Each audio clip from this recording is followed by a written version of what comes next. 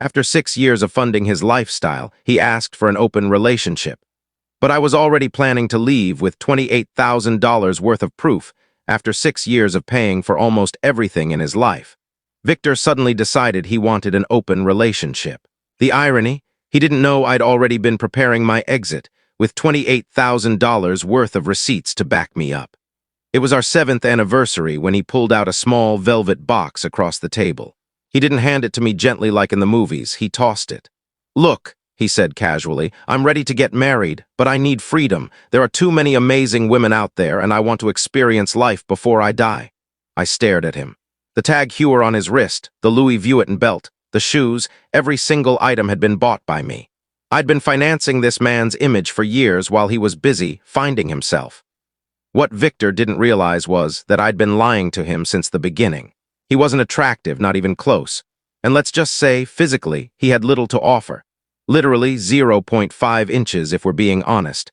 But my love language was affirmation, so I spent years telling him it didn't matter. I made him feel like he was special, like he was amazing. I built him up when no one else would, and that fake confidence turned into arrogance. "You know what?" I said softly. "You're absolutely right." His eyes lit up. "This is why I love you, you get it." He reached across the table and squeezed my hand while his eyes followed another woman walking by. "This is going to be great for us," he said. I smiled back. He had no idea what was coming. Within a week, Victor was a new man. He changed his cologne, updated his wardrobe, and joined every dating app imaginable. He sat next to me on the couch, scrolling through profiles. "This one wants to meet Thursday," he'd say proudly. "You should try too. Oh wait, maybe you're too shy for this lifestyle." I only nodded, because I was hunting for something else entirely. 3 weeks later, after seeing him post random women on his Instagram stories, his mom texted me about their upcoming family barbecue. "You'll still come, right? Maxim and I both want you there." "I wouldn't miss it," I replied. And I meant it. Maxim, Victor's older brother, was there flipping burgers in a simple t-shirt. He smiled when he saw me, that kind of warm, genuine smile that makes you feel seen. "Hey," he said, "I heard about the whole open relationship thing. You okay?" I stepped closer. "Victor wanted freedom. I'm just giving him what he asked for." He blinked, a little surprised. "Oh." We ended up talking for almost an hour, laughing, his hand brushing mine once or twice. Across the yard, I could see Victor staring, his conversation with some cousin trailing off mid-sentence. His mom came over and hugged me. "Honestly, I always thought you were too good for him," she whispered. While Victor was out chasing attention and failed hookups, his confidence started to crumble. Every date ended early. Thursday nights, Friday nights, he'd come home by 9, silent and moody. 3 weeks later, as I got dressed to go out, he appeared in the doorway. "Where are you going?" His tone was hesitant. "I have a date." "With who?" I turned, looking at him through the mirror. "You know him, Maxim." His face went pale. "That's not funny. I'm not joking." I grabbed my bag. "You said anyone, remember? No limits." "I didn't mean my brother," he snapped. "You said whoever I want Maxim." I started toward the door. "You're being really insecure right now," I added. "I thought we were exploring." He was speechless. Maxim and I went to a quiet restaurant. He listened, really listened. "I've wanted to ask you out for years," he admitted, "but you were with my brother." That night, I posted a picture of us. Victor saw it immediately from all 3 of his fake accounts. By midnight, the text started, "We need to talk. You're doing this to hurt me." After that, I stayed mostly at my best friend Amelia's place. I didn't see him again until the next family dinner 4 weeks later. When Maxim and I walked in hand, Victor's mom practically ran to hug us. "Oh my God, I'm so happy you two finally got together. Maxim's talked about you for years." Victor sat silent at the table while everyone praised Maxim, how he had a good career, treated people right, unlike before. After dinner, Victor cornered me in the kitchen. "Can we talk?" His voice was shaky. "I'm kind of busy," I said. "Please." His eyes were red. "I made a mistake. The open thing, it's not working." "That's unfortunate," I replied flatly. "But my brother." "Really? You said I could date whoever I want," he scowled. "Then we'll close it, just us again like before." "That's not a request," he muttered. "That's a warning." Something in his tone made my skin crawl. My phone buzzed. Amelia asking if I was okay because I'd been gone too long. I texted her that I was on my way and grabbed my coat. Victor blocked the doorway, but I pushed past him and told Maxim I needed to leave urgently. Victor's mom hugged me goodbye while he stood there, arms folded, glaring. I drove straight to Amelia's. She was waiting with champagne and her laptop. As I explained everything, she started typing. "We need to document this," she said. "His words sound like intimidation." She created a document and had me repeat his exact statements with timestamps. Then we backed up all our texts, his messages about wanting an open relationship, his threats, everything. The next morning, while Victor was at the gym, I went home and gathered every receipt I could find. The Tag Heuer watch receipt from his birthday, the Louis Vuitton belt, email invoices from Saks and Nordstrom, 3 years of rent statements showing I paid 60% every month, grocery bills that filled an entire shoebox, credit card statements, vacations, restaurants, even car repairs. I spread everything out on Amelia's dining table and calculated the total using her insurance payout calculator. $28,000. My jaw dropped. We photographed everything and uploaded it to a secure cloud folder. Then I texted Maxim, "We need to talk about boundaries in your family situation." He agreed to meet for coffee. He was already there when I arrived, my usual drink waiting. I told him everything, Victor's behavior, the confrontation, the threats. Maxim listened carefully and said he'd support me but wouldn't take sides publicly to avoid family chaos. Later that day, Victor posted a black and white selfie with a dramatic caption about fake people showing their true colors. I screenshot it and saved it to my evidence folder. Amelia suggested I talk to a lawyer. She knew someone at a legal aid clinic who helped with domestic and financial cases. I booked an appointment for Thursday. For 2 days, Victor spammed my phone. Pages of love declarations, followed by angry rants about Maxim being a traitor. I only replied about practical matters, bills, rent, while screenshotting everything. On Wednesday, HR called me into the office. "We received an anonymous complaint about your workplace behavior," my manager said carefully. I sighed. "That's my ex trying to mess with me. He's retaliating because I left him." They documented it and promised to investigate. Thursday's meeting with the legal clinic was a relief. The advisor went through every receipt and explained my options. "You can file in small claims for repayment," she said. "This clearly wasn't a gift." She helped me draft a separation agreement. Victor could keep his physical items, the watch, clothes, etc., but he'd repay $20,000 over 6 months for rent and shared expenses. It was generous, considering the full amount was higher. That afternoon, I emailed him the document with read receipts on. He opened it within 3 minutes. Hours passed, no response. Around 7 p.m., while Amelia and I watched TV, her buzzer went off nonstop. Someone was pressing every button in the building. Her phone camera showed Victor outside, yelling.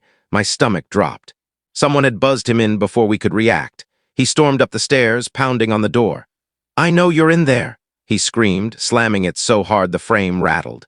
I started recording while Amelia called building security. He kept shouting, ranting about betrayal, about Maxim, about how I ruined his life. 5 minutes later, security arrived. They told him to leave, but he kept yelling until they dragged him out. Amelia opened the door after they'd taken him away, and the guards gave us a written report, warning that if he returned, they'd call the police. My phone buzzed again, Maxim. "He just called me going crazy," he said. "He's saying you ruined everything." I told him I had it all on video and sent him the footage. The next morning, I got a message from a woman named Elena Martinez. She sent screenshots of her chat with Victor. He'd told her he was basically single and in a dead relationship. She said he couldn't perform when they hooked up and blamed it on stress. I thanked her and explained that he'd been in an open relationship, his idea. She was disgusted and offered a written statement if needed. I added her screenshots to my evidence folder. Later that day, Victor finally replied to my email. It was a long, rambling essay accusing me of emotional abuse and manipulation, claiming I'd planned this to steal his brother. He refused to sign the agreement and demanded I move out immediately. I forwarded the email to my lawyer friend, who drafted a formal response. I was the primary leaseholder, had paid most of the rent, and had legal standing. We gave him 35 days to either move out or accept the payment plan. His email, she said, actually helped prove instability. That night, his mother called me in tears. Victor told her I'd been abusing him for years. I calmly told her I had documentation, every receipt, every message, every financial statement. There was silence. Finally, she whispered, "I need time to think." 2 days later, I met with my therapist, who asked the hardest question. "Why did you stay with someone who drained you for so long?" I realized I'd grown up believing love had to be earned by giving, fixing, sacrificing. Victor saw that in me and used it. It was painful but freeing. For the first time in years, I understood that walking away didn't make me heartless. It made me whole. Later that week, Sophie called. "Victor's payments bounced," she said quietly. I smiled. Let him deal with consequences for once. They still had my name listed as his emergency contact, since Victor had used my information on every single payment plan he signed. So when his bank account hit zero, all the companies he owed started calling me instead. I spent hours providing them with his new number and removing myself from every account one by one until I was finally free of his financial mess. It took almost an entire afternoon to detach myself from his debts, but I wasn't about to let his carelessness ruin my credit. Each company confirmed in writing that they deleted my details and would contact him directly moving forward. That same night, my phone buzzed with a text from Maxim, asking if I wanted to grab dinner at a small Italian place downtown. I met him right after work. We took a quiet corner booth tucked away from the windows. He ordered us wine, and we chatted casually at first, about his job, my promotion chances, life in general. Then, after a pause, he looked at me seriously. "I guess we should talk about what this is," he said. I just nodded. He admitted that he'd watched Victor treat me poorly for years but never knew how to step in without crossing lines. He confessed it had always bothered him to see me pay for everything while his brother sat back doing nothing. We agreed to take things slow, not define anything yet, and just see where it went. The next morning, I woke up to 3 new message requests on Instagram from women I didn't recognize. Each said they'd met Victor through dating apps and wanted to share their experiences. The first woman said he showed up nearly an hour late to their coffee date and spent the entire time complaining about his jealous ex, who couldn't handle his popularity with women. The second said his card got declined at dinner and he tried to convince her to pay. The third sent screenshots, messages of him begging her for money after one date. Every single one of them said he wouldn't stop ranting about how controlling I'd been. I thanked them for reaching out and saved all the screenshots as evidence. That weekend, I decided to start moving out my personal belongings while Victor was at his new weekend job that his uncle had helped him get. Amelia came over with boxes, and we carefully packed up everything that had been purchased with my money. My laptop, jewelry, the espresso machine, all the cookware, even the bedding and towels. She kept an eye on the street in case Victor came home early. After several trips back and forth to the storage unit I'd rented, the apartment looked half empty. It took us 3 hours and 4 full carloads, but by the end, almost everything I cared about was safe. Monday morning, I called our landlord, Liam Grant, to talk about the lease situation. He suggested meeting at a cafe near his office. I brought copies of my rent receipts, all proof that I'd been covering the majority of payments for years. Liam reviewed the papers, sighed, and said Victor was 3 months behind on his share, which I'd unknowingly been covering. He promised that if the late payments continued, he'd renew the next lease under my name alone. He also mentioned complaints from neighbors about loud parties while I'd been away. I thanked him, got everything in writing, and left feeling lighter. 2 days later, my banking app sent me a fraud alert. Someone had tried to log into our old joint savings account. Luckily, I had already transferred my half into a separate account the week before, leaving only Victor's small balance, about $250 total. Moments later, my phone blew up with angry texts. He accused me of stealing his money and threatened to call the police. I reminded him that the leftover funds were his contributions, barely anything compared to what I'd covered over 6 years. I screenshot every message and didn't reply again. The next morning, I saw his aunt post on Facebook about gold-digging women who play the victim after draining men. She didn't use names, but everyone knew who she meant. Within an hour, Maxim commented under her post, "Some people actually work hard while others live off them." His mother quickly backed him up, and before long, half the family was arguing in the comments section. I stayed silent and let them fight it out.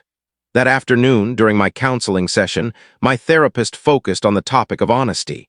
She said I'd been lying to myself as much as I'd been lying for him, pretending that his laziness was temporary, convincing myself things would get better. We talked about learning to value myself enough not to settle for someone who refused to grow. It hurt, but she was right. That night, I received a message from a woman named Isabella Dufresne. She attached a string of laughing emojis before explaining she'd gone on a date with Victor recently, and it was a train wreck. He'd shown up late again, forgotten his wallet, and tried to get her to pay for drinks. Then he spent the entire evening talking about his crazy ex, who supposedly ruined his life. She said he mentioned me by name more than a dozen times and even showed her old pictures of us. I thanked her and saved her messages in my growing evidence folder. By Thursday, I was done being polite. I drafted one final email to Victor, clear and professional. He had 50 days to move out. He owed me $4,200, payable in monthly installments, and he was to stop contacting me directly or through anyone else. I CC'd Liam Grant, our landlord, and my legal advisor from the clinic. I also included a note stating that if he refused, I would pursue eviction procedures in small claims court. I sent it Friday morning. Monday afternoon, my desk phone rang. Oliver from HR said someone was in the lobby asking to see me. My heart sank. Victor, I stayed upstairs while Oliver and security went down. 20 minutes later, Oliver called back. They'd escorted Victor out after he started shouting in the lobby. HR issued a formal no-contact directive and placed his photo at all entry points for safety. Oliver asked if I wanted further support. I thanked him and got back to work, strangely calm knowing I was protected. 2 days later, Maxim's mother called me during dinner. Her tone was softer this time. She said she'd spoken to several relatives, and everyone agreed they'd seen Victor's pattern for years, blaming others for every failure, never taking responsibility. She confessed she'd hoped he'd mature someday, but now she saw that he probably never would. By the end of the call, she was crying, apologizing for not seeing it sooner. That same week, mutual friends started messaging me about Victor's lies. Apparently, he was telling people that I'd cheated on Maxim for months before we got together, even though he'd publicly posted about our anniversary dinner only weeks before the supposed affair. One friend sent screenshots of him contradicting himself on dates and details. Another confirmed Maxim had been traveling for work when Victor claimed the cheating happened. I saved it all in a folder labeled evidence, along with every other file. On Thursday morning, a mediator named Nicholas Duval called to arrange a neutral meeting for the following Monday to resolve the apartment and finances. I agreed. I arrived early at the cafe, reviewing my documents. Nicholas arrived on time, polite and organized. Victor showed up 20 minutes late, wearing the expensive belt and jacket I'd bought him without a hint of apology. He slumped into his seat, immediately grumbling about how ridiculous this all was. Nicholas calmly started the session, explaining that we were here to discuss rent and shared financial obligations. Victor admitted he couldn't afford the apartment on his own. The rent was $2,800, and his new job barely covered half.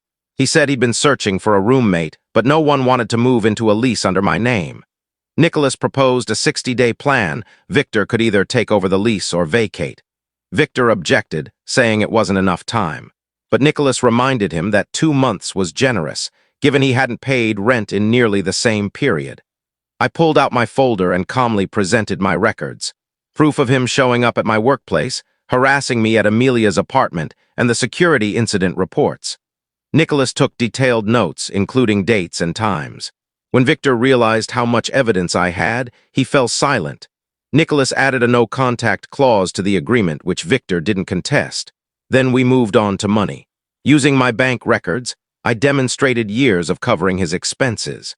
Nicholas calculated that Victor owed me around $10,500, but suggested we settle on $4,200 for simplicity.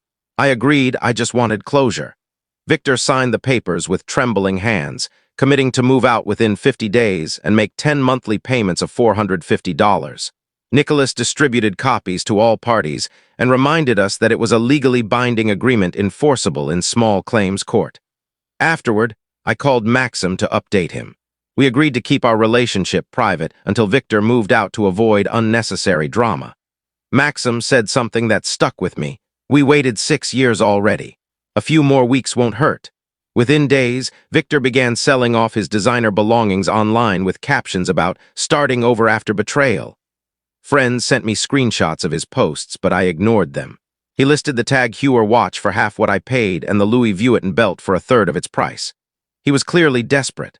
I focused on rebuilding my own life instead, working, spending time with Amelia and slowly reclaiming my peace.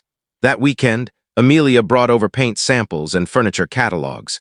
We painted the bedroom a light pastel blue, a color Victor once called too girly. The next day, we rearranged the living room, tossed out his old gaming chair, and replaced it with a reading nook I'd always wanted.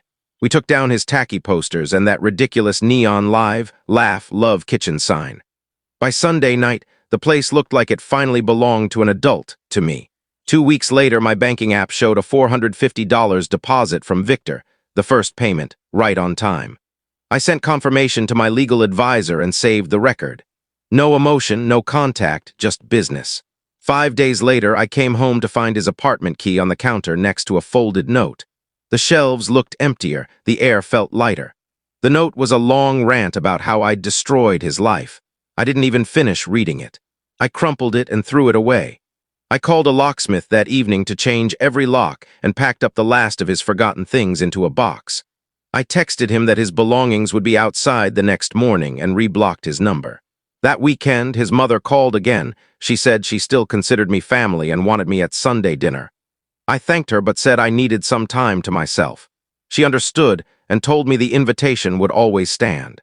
3 weeks later, word spread that Victor had moved back in with his parents. He'd taken a job at his uncle's construction firm and was telling everyone he was rebuilding his life after a toxic relationship. Those who knew the truth just rolled their eyes. Maxim texted me that night, dinner at the Italian place again. We sat by the window this time. For the first time in months, I didn't feel the need to look over my shoulder. He made me laugh, asked about work, paid the bill without a fuss. It felt normal, peaceful. That week in therapy, we talked about why I'd stayed so long with someone who gave nothing back. I realized I'd confused being needed with being loved, that I'd mistaken dependence for connection. My therapist reminded me that my worth isn't measured by what I can do for others. I walked out feeling lighter than I had in years. A month later, Victor's next payment came through, another $450, this time with a note in the memo line. I'm sorry. I ruined something good.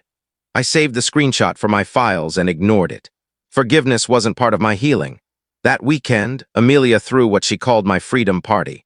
We drank wine, ate too much, and filled my new space with laughter.